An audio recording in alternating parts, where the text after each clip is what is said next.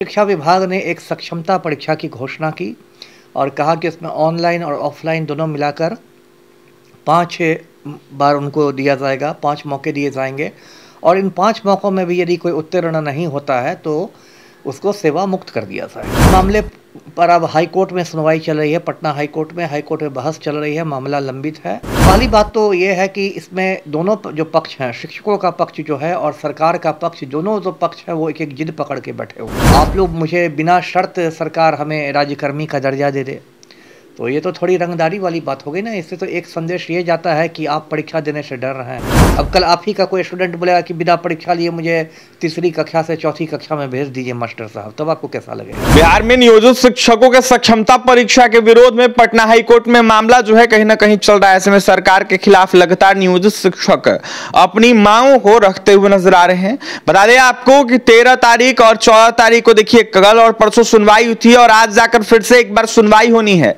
ऐसे में क्या कुछ होगा, लगातार यह सवाल उठ रहा है। हमारे साथ बात करने के लिए बिहार के पूर्व आईपीएस अमिताभ कुमार दास हैं, जुड़ेंगे, बात करेंगे। अमिताभ दास जी, लगातार नियोजित शिक्षकों के वकील अपना पक्ष रख रहे हैं नियोजित शिक्षकों के हित में। ऐसे में बिना किसी शर्त राजकर्मी का दर्जा के साथ साथ तमाम अनेकों मांगे हो रही है, कैसे देख रहे हैं?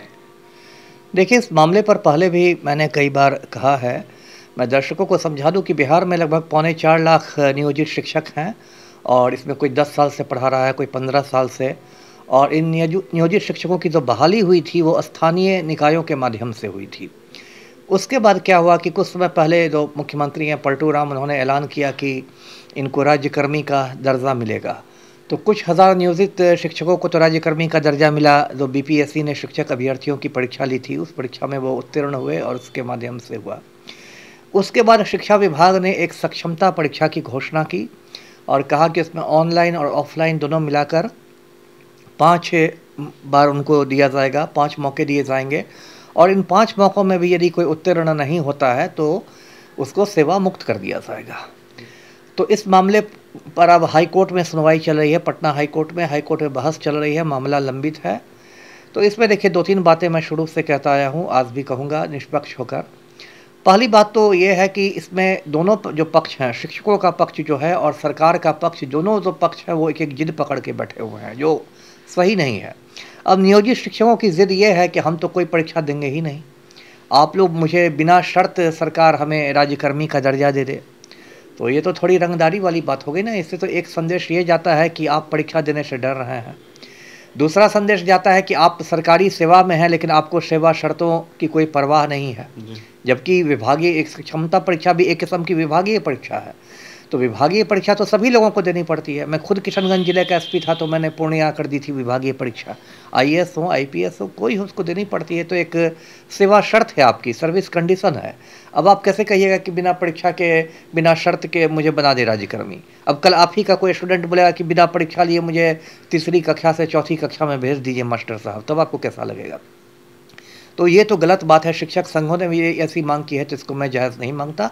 परीक्षा तो आपको देनी ही चाहिए, सक्षमता परीक्षा, और 5 मौके कोई कम मौके नहीं होते हैं। यदि 5 मौके भी आपको कम लग रहे हैं तब तो कोई जवाब नहीं है। दूसरी बात यह है कि सरकार ने भी जो जिद पकड़ रखी है वो भी गलत है। अब सरकार कहती है कि हम सेवा मुक्त कर देंगे।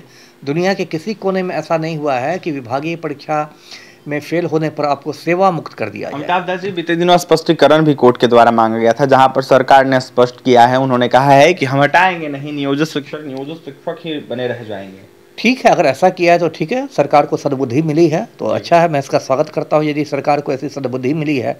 क्योंकि शुरू में जो शिक्षा विभाग का जो प्रस्ताव था, जो मूल प्रस्ताव जो गया था, जो पाठक सर की ओर से गया था, उसमें ये बात रखी गई थी, ये प्रस्ताव था कि अनुत्तीर्ण होने पर सेवा मुक्त कर दिया जाएगा। मैंने उस समय भी इसका विरोध किया था। तो चलिए, यदि सरकार ने अब मान ली है ये बात तो सद्बुद्धि देर से ही सही आई है तो ठीक है, इसका स्वागत है।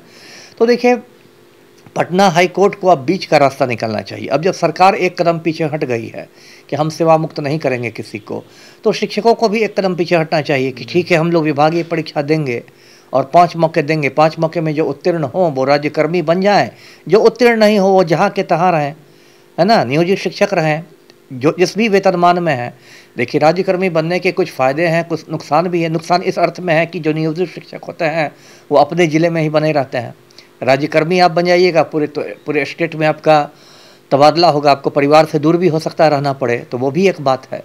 तो कुल मिला के उनको ये जिद छोड़नी चाहिए और मेरी पूरी उम्मीद है कि अंत में जो पटना हाई कोर्ट है उसका यही फैसला होगा कि सक्षमता परीक्षा दें नियोजित शिक्षक, और सेवा मुक्त सरकार नहीं कर सकती है, जैसा सरकार ने पहले ही कह दिया है, तो अब तो वो बिंदु खत्म ही हो गया है जी। यानी कि बीच का रास्ता सरकार कोर्ट निकाल सकती जी जी जी जी, वही बीच का रास्ता वही जो मैं महीनों से कहता आ रहा हूँ, मुझे लगता है फाइनली वही पटना हाई कोर्ट भी करेगा जी। देखिए, तो पटना हाई कोर्ट वही फैसला लेगा, ऐसे में बीच का रास्ता निकाला जाएगा, क्या होगा ये बड़ा सवाल है। बिहार के पूर्व आईपीएस अमिताभ कुमार दास यह साफ कहते हुए नजर आते कि सेवा में रहने का मौका तो दिया जाएगा, लेकिन परीक्षा ली जाएगी नियोजित शिक्षकों से। आखिरकार क्या फैसला आएगा ये बड़ा सवाल है। लगातार पटना हाई कोर्ट में मामला चल रहा है, सुनवाई हो रही है।